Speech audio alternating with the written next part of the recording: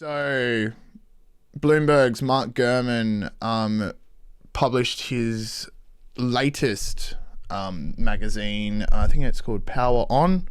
He is discussing the coming iOS update, iOS 18. And just for context, I want to make sure we are what exact iOS update we're at right now. I'm pretty sure. I think it's 15.2. Oh, sorry, 17.1. Yeah. So we're at 17.1.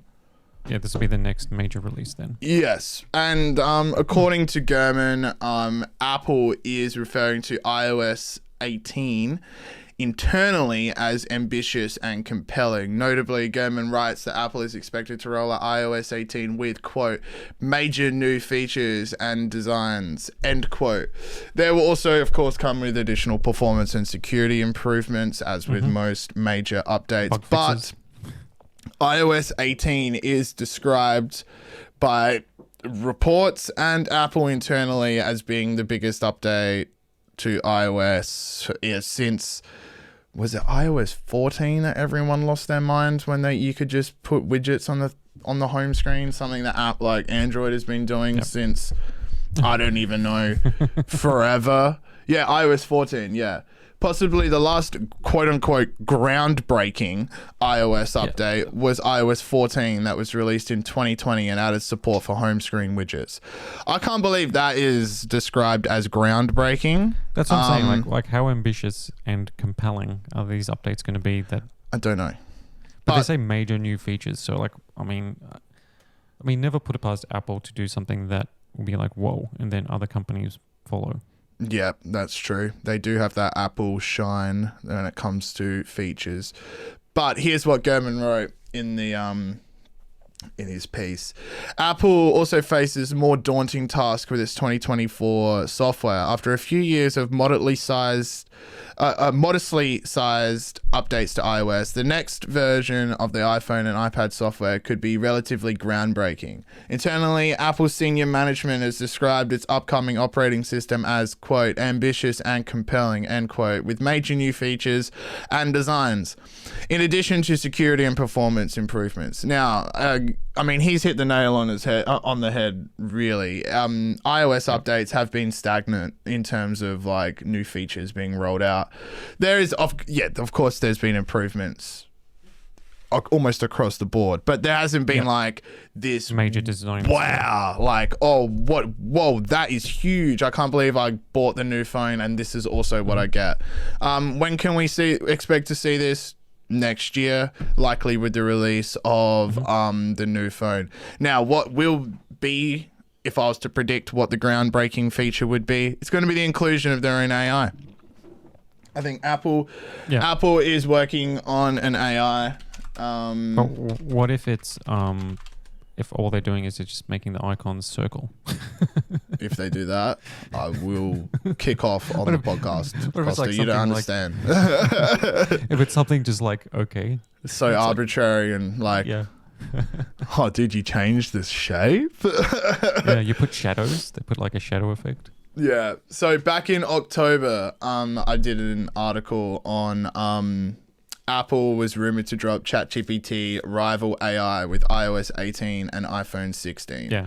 So again, this rumor came from Gurman as well, which he has had his finger on the pulse for what's happening inside of Apple internally for quite some time now. And that isn't shocking. It's called Ajax GPT. Has been trained on, according to an article from The Information. Ajax GPT, for example, has been trained on more than 200 billion parameters, as they've known in the AI parlance. Parameters reflect the size and the complexity of the machine learning, So whether it's called, names change all the time when it comes to this type of stuff. So don't hold your breath on that.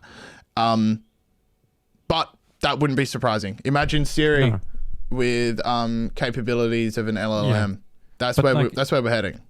It is a major update, right? But then this is a case of just Apple playing catch up, right? Because Windows or Microsoft just rolled out Copilot for Windows 11 users, right? Which is like integrated AI, and they've been slowly rolling it out as part of like Office and the 365 suite, and like and Bing with ChatGPT integration and things like that.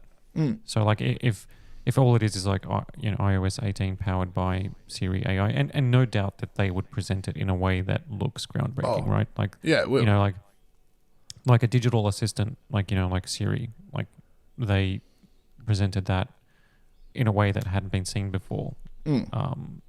That made it feel like it was new and fresh, and like then you've got Alexa and you've got things that are just following the style, whereas something like being able to read your inputs was already, that technology has been around for ages, and then they just took it. So maybe they will present it in a way, or present like the AI in a way that'll feel new, because at the end of the day, that's kind of like the next thing, right? It is, we've got all these models, you've got like image generation stuff, that is Mid-Journey and all that sort of stuff that is super Dolly. high, it's super powerful, but you really need to know how to use the the Apple prompts and stuff like that. Apple is never first to the party. They arrive fashionably late and usually steal the show with what they're wearing. But they're never first. Like they are famous. They famously always wait to see how the market reacts to such things before making a move, and then they take whatever that feature is or whatever that product is, and then they put an Apple shine on top of it and rebrand it. It's usually never as powerful as what else the other stuff that is on the market. Like look at the iPhone, for example. It's like, it's not, there is way more powerful phones on the market, but the iPhone, in my opinion, does the best job at being a phone. Like just a stock standard phone. It calls, text, photos. That's it. Like that's all I use it for, uploading and all of that stuff. That's same. So it does like the best. what The UI is the most intuitive. It's I don't know, it's just easy to use. It's like that's the Apple shine on top of it. So like I don't know what they're going to do, and if AI is in iOS 18, I mean, obviously it's going to be called Siri AI, or it's going to be called something. It has to be called something like that, because I can see LLMs working perfectly with Siri, Google's version, Alexa, all of these things. Like that is where the language models are really going to shine. But how Apple is going to sell that to... Because this will be the reason that you buy the new iPhone. Like, I imagine this will be all locally. What it was? Oh shit, my Siri's going off. It'll be cloud powered though, right? Yeah. No, I think it'll be powered locally. I reckon they'll be able to use I reckon they'll be able to use the new chips and then power it locally. Yeah. I think that'll be way cooler. That'll be way cool. If it's powered by the cloud, then why upgrade? Like I could surely just connect my iPhone 15 to the cloud. Yeah. And now we can go from there. But I mean, they have to differentiate. I think I'll be able to use some AI features, but I don't think I'll be able to take full advantage of the entire suite of possibilities with the new AI. I think you would have to buy the new iPhone to do that, because they got to give you a reason to upgrade. Like these phones are becoming stagnant, really. It's like there's nothing that is mind-blowingly like you go from 60 hertz to 120 hertz screen, or you go from it's all like incremental wins now, isn't it? It's like, oh, you got a little, I got a button on my phone that I can do this with. That's crazy. That's wild. That's Android's had that for years. Yes. But yeah, so they need, and I suppose that's what Gurman is writing here. It's like, especially on the software front, stagnant, boring. We need something fresh. We need something new.